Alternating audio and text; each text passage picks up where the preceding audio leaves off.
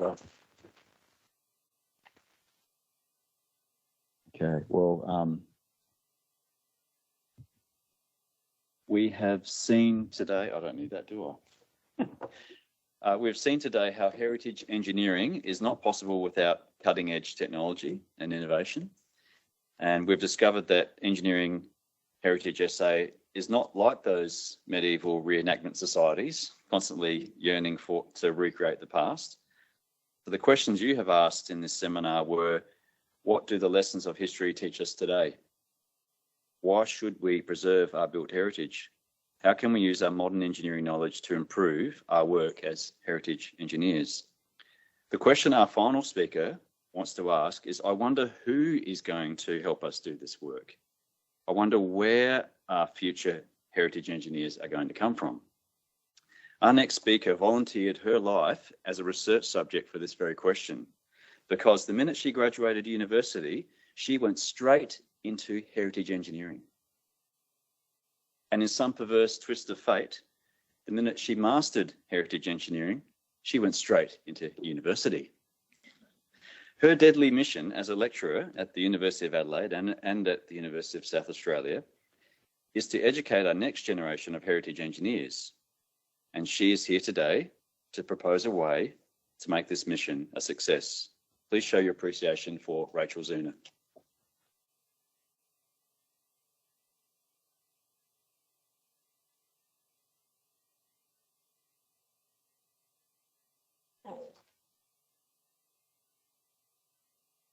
Thanks, David. This is a little bit of a strange setup for me. I'm getting quite used to speaking to my students, and they're black boxes on Zoom at the moment. So to have some people in the room is a bit of a new concept for me. So as David mentioned, my name is Rachel Zeuner, and I'm currently the course coordinator of the what we call the capstone experience at University of South Australia across the engineering disciplines. I would just like to start, I mean, it's probably a good segue from Simon, ending on how the Aboriginal culture, connected how we, as foreigners to this land, appreciate our heritage. I just want to acknowledge their heritage and give an example, even though I'm going into more of the structural aspects.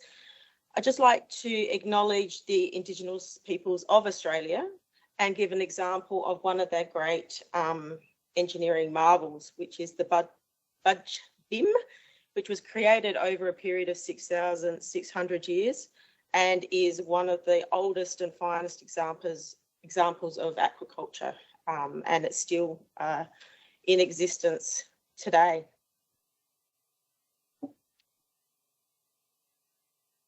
So today I will cover why, in I guess my perception, is heritage important, and why do we need to preserve it for future generations?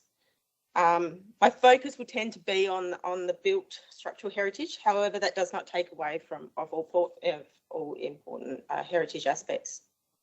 What is the current journey to become an engineer, and what opportunities are there at university level to embrace heritage education or exposure? And I'll just touch on very briefly at the end how some of this is tackled in some of the universities overseas. I would like to take you back to the early 2000s, where I was sitting in the roof cavity of this amazing building, the Mortlock wing of the State Library of South Australia. This wing is often included in the lists of the most beautiful libraries around the world, and I would have to say I absolutely agree with that. This building houses thousands, possibly millions of stories within its walls, but it was sitting up in that ceiling space where I was privileged with the honour of so many other stories that very few people get to experience. Whilst I started to take measurements of the timber roof framing, amongst the dust, I noted there was markings all over the timber. These markings were in lead pencil and what would be equivalent to an 1880s form of graffiti or tagging, I guess. Scribbled on the timber were the names and years of some of the men that helped build this glorious structure.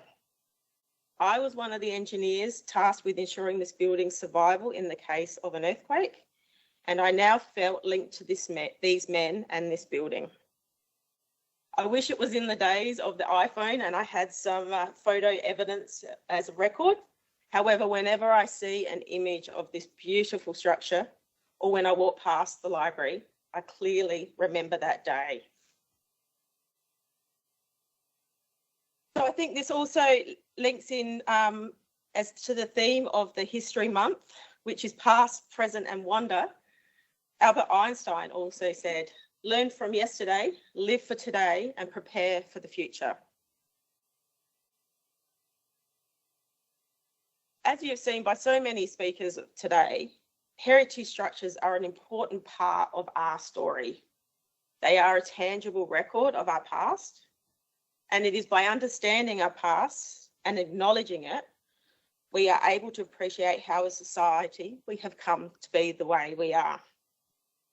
We will then have the knowledge to make change, as we saw in Stuart's earlier presentation. Whaling, we don't necessarily want to do that, but if we acknowledge that, we can make changes where necessary for a better future for all. They are just a chapter of our story. It is the feelings they evoke. I love learning about the Treasury building that you're all invited to after this. I was also privileged to explore its skeletons and measure every crevice of those 4 buildings and discover its 800mm thick, or I think that was more than that, thick walls.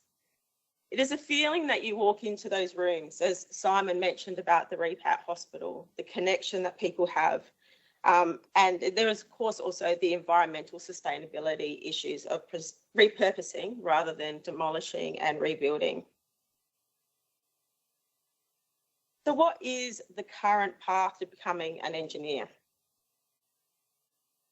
There, of course, is we do our schooling, then we go do a 4-year equivalent full-time undergraduate study at university level, and this is, I guess, where my focus will be today. There's the opportunity to do postgraduate study or a master's. We continue that with on-the-job learning. And then we have to continue our training either to become chartered, but we also have to continue our continued professional development points that we need to achieve for Engineers Australia by attending things like this conference and continued personal development. So how is heritage engineering different to the undergraduate courses currently offered now? It draws on some of the aspects that are currently taught. However, it is unique in the understanding of historical materials and construction methods, which we've also seen today with the cast iron and the wrought iron. The researchability of historical documents that Simon has just presented, and the ability to get that information. Some of that is a little bit easier to get than others. My understanding is services is possibly a little bit more difficult to achieve than the structural, but it's not always possible to get the structural documentation. When you have that documentation, it's about able to interpret it and read it. Obviously, some of the notations and the way we draw is different today than what was done back then. Back in the day when the architectural and the structural drawings were all in one beautiful masterpiece. Heritage structures often also consist of unreinforced masonry, which is not covered in detail at an undergraduate level. And repurposing and restoring structures will normally entail some degree of strengthening and adhering to new standards and any government legislation. So my journey, my story, I feel that it is not an uncommon one to the way that we get into heritage design as engineers. At university, I undertook a study, my final year research study on the earthquake upgrade of heritage structures with 2 fellow classmates. It was background that assisted me in working with some of the most beautiful buildings in Adelaide, in my opinion, to help preserve their future. My research did not, however, give me the skills to take that step into preserving these buildings. However, it did give me some of the background knowledge that was more than what my peers had. So when I started my first job as an engineer under the guidance of Mark, I was put on working with some of the heritage buildings in Adelaide with some more senior engineers to hone my skills. So how can we include heritage at the undergraduate level at university? I've broken this up into 3 key aspects. We can look at adding to the curriculum, so adding a new subject to the curriculum. We could look at including into existing curriculum, and we could look at specialised learning outcomes like internships or apprenticeships. Adding to the existing curriculum is, I feel, problematic. The undergraduate degree is quite full at the moment, and there's not really room for too many additional subjects when we look at the core subjects that need to be met. There is, of course, unfortunately, cost-benefit analysis that needs to also be done about putting on additional subjects. And you need to have the appropriately skilled academics to then teach these subjects. There has also been ongoing discussions about other key components that should be brought into the undergraduate degree. One of those key topics has been about drawings and giving students a better understanding of drawings. So I feel that if we were to look at adding a subject into the curriculum, we would be fighting with things like a subject purely on drawings.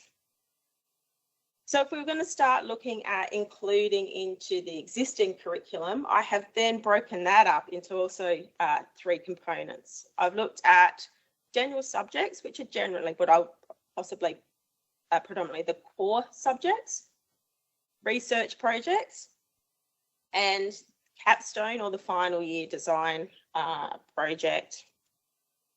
So general subjects, as I said, are the core subjects. So they're the likes in the civil discipline, steel, timber, concrete, masonry, earthquake, and the like. So how could we include some heritage into those courses? Well, all of those courses have an assessment piece. And I've included a very segmented example of one of the courses I teach, which is reinforced concrete design.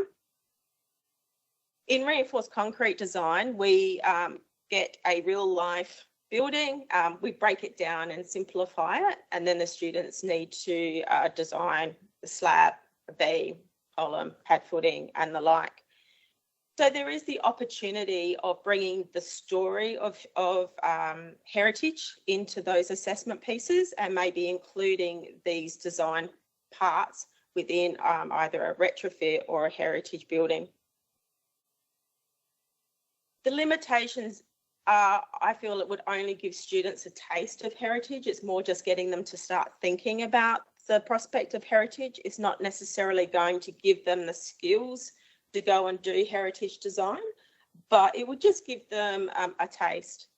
It would still require some links between industry and university to have some of those projects, because as teaching staff, we're not necessarily privy to having information on projects that are currently being undertaken. The next place I feel that heritage could be included, which is where my background came from, which was the research project, or sometimes referred to as the final year thesis. And I think Mark mentioned before that he had a good research project already lined up with the iron testing as a possibility. So there's some good advantages in that. It's where we come up with a question or a research piece for the students to undertake. Generally, they undertake that in groups of say 2 to 4 on average. It's a full year research piece for them.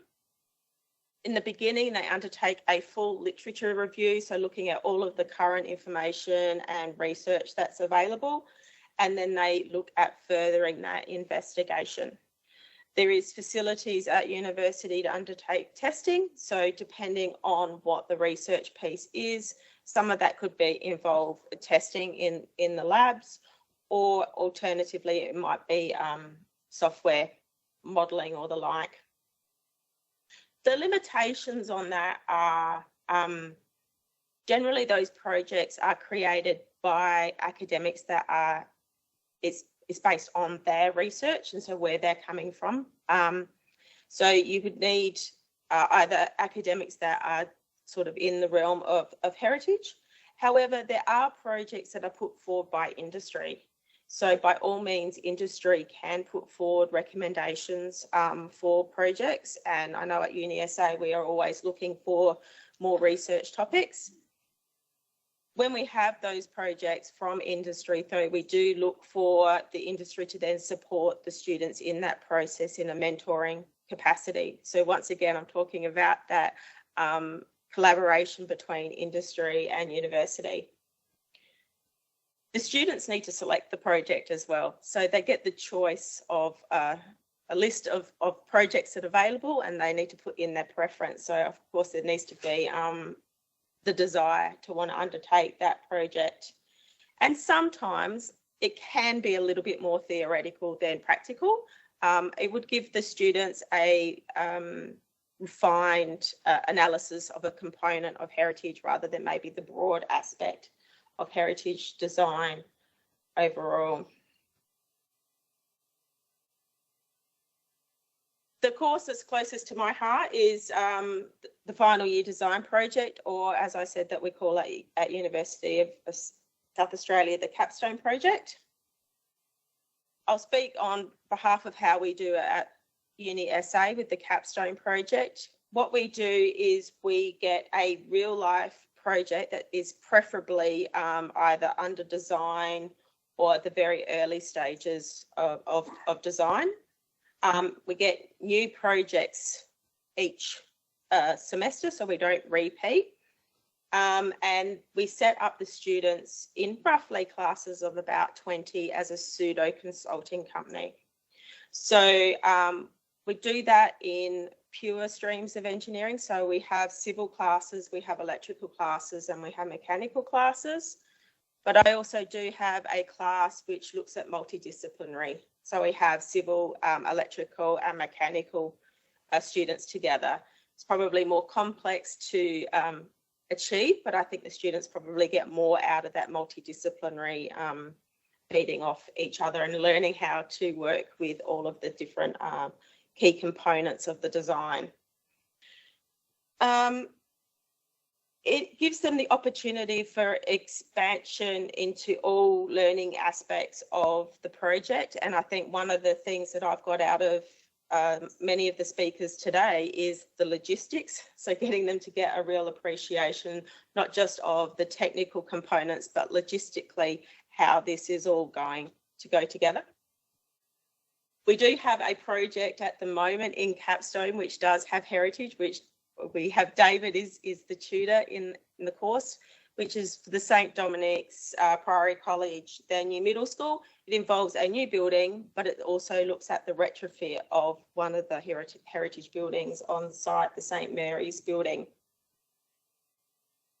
I see that there's also the opportunity for expansion into sort of a cross-disciplinary into other aspects of the design. So bringing in the architectural stream, we have tried to do that once before, bringing the architects into the project as well, looking at construction management, and also the science faculty do some really good work on the 3D imaging and virtual reality space, which I think would be an important way for students to understand and get a full view of the projects that they're working on.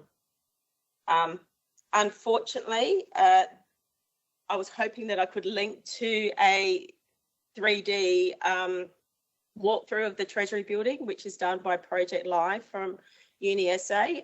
Unfortunately, I've been told that the link doesn't work up on this computer, but it will be sent out afterwards, I think, with Richard's paper as well. So you can see a full 3D walkthrough of the Treasury building and some of those tunnels underneath, which, you know, connect Adelaide together. Some of the limitations with putting it into the capstone project is having that constant supply of new projects. So, I mean, at the moment, I've got 4 classes. Well, I've got 4 what we call capstone A classes and 1 capstone B classes. So I'm looking for 5 projects each year. I mean, I'm not saying they all have to be heritage, but, you know, there needs to be a constant supply of projects. So it's hearing from industry with projects that might be relevant and where people from industry are willing to be the client acting for the students. We also need support in the regards of tutors and tutors with the experience to help the students with undertaking all of that research. As much as I like the idea and I'd like to investigate bringing in the multidisciplinary, whether it's the science, whether it's the construction management, whether it's the architects, it may be a little bit cumbersome to do so because we need to make sure that we're maintaining the academic requirements of the university, and as much as we try to make it a real life project, we still have assessment pieces that we need to maintain.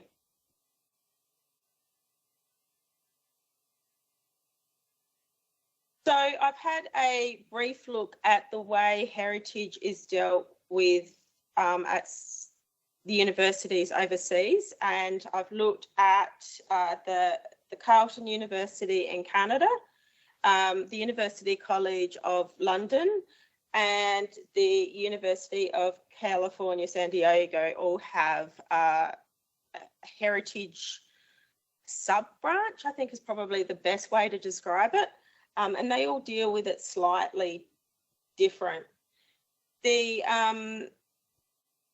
Carleton University in Canada looks at incorporating, they have a undergraduate subject within their engineering stream. So there is the opportunity to do a heritage subject.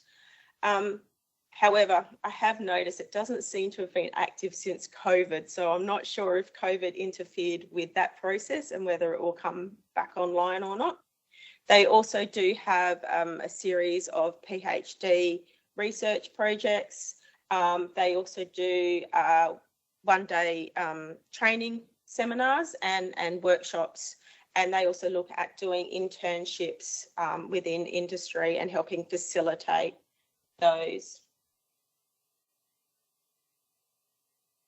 The University College of London is, they're more just of a focal point where they bring all of the heritage design into, or research into one point. So it's more of a research based focal point. There is one undergraduate subject that I could see within that course curriculum. However, that wasn't in the engineering stream. That was within the sciences. So that the engineering undergraduate degree looked fairly similar to ours, but I guess there is the opportunity of doing that. The California University of San Diego they promote themselves as a catalyst of bringing together interdisciplinary team of students and research. It is predominantly all of their research that's based on heritage. So whether that's looking at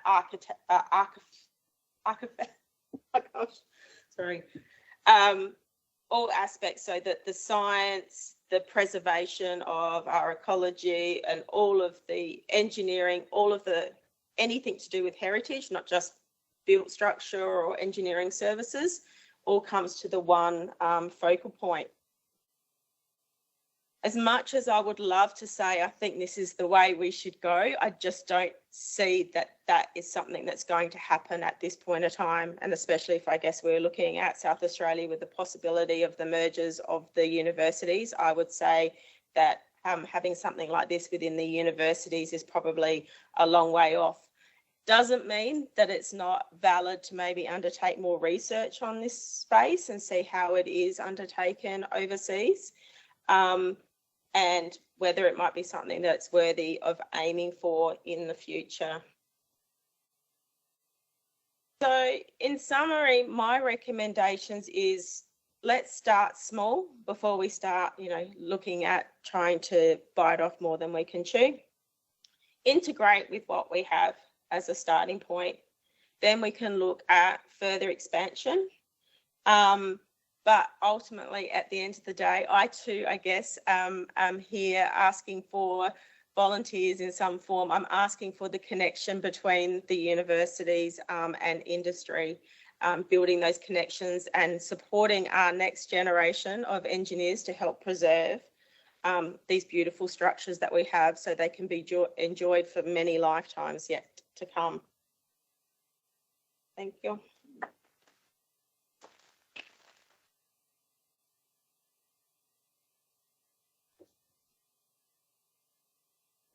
Thanks, Rachel, for that very thought-provoking and at times challenging presentation, because I think we do need to aim higher. And as I was listening to your presentation, I was furiously writing questions. And as you went through the presentation, you one by one answered them. So it's a fantastic presentation. Are there any questions from the floor? I can probably think of one on the fly. Got one. Mario? So, Rachel, how would people get in contact with you? I suppose it sounds like the most direct, obvious way is projects that have a heritage component that perhaps are in the planning stage that would touch base with you directly via email or contact. Yeah, I'm sure I can give out my uni email address. That would be by far the best way. Or after this, if you've got something in mind, come have a chat to me. And when you're speaking about client or being client side, is that typically the engineer that has that role in that? Well, we have had great support from Swanbury Penglaze. We've got many projects with them, and it's the architect that tends to act as the client, on behalf of the client. So, for the St. Dominic's School project, we have a representative from the school, but we also have a representative from Swanbury Penglaze that comes in and supports the student, and they probably give, to be honest, better feedback to the students than maybe the school does. But it's good to have both perspectives. Engineers may be a little bit too close to the teaching. They may be a bit too keen to ask you technical questions, which is what we actually want to keep that for the teaching staff rather than the client. The question? Yeah, I think everyone's maybe thirsty.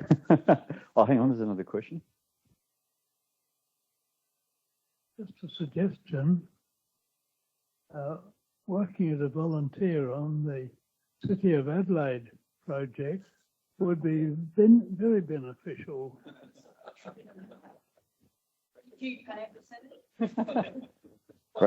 Great connection. Yeah, get some students there all young and fit. I'm sure we could get some multidisciplinary project on that one.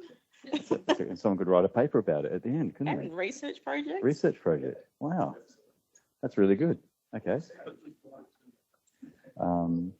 Okay, if there's no other questions, we'll show appreciation again for Rachel and the fantastic presentation.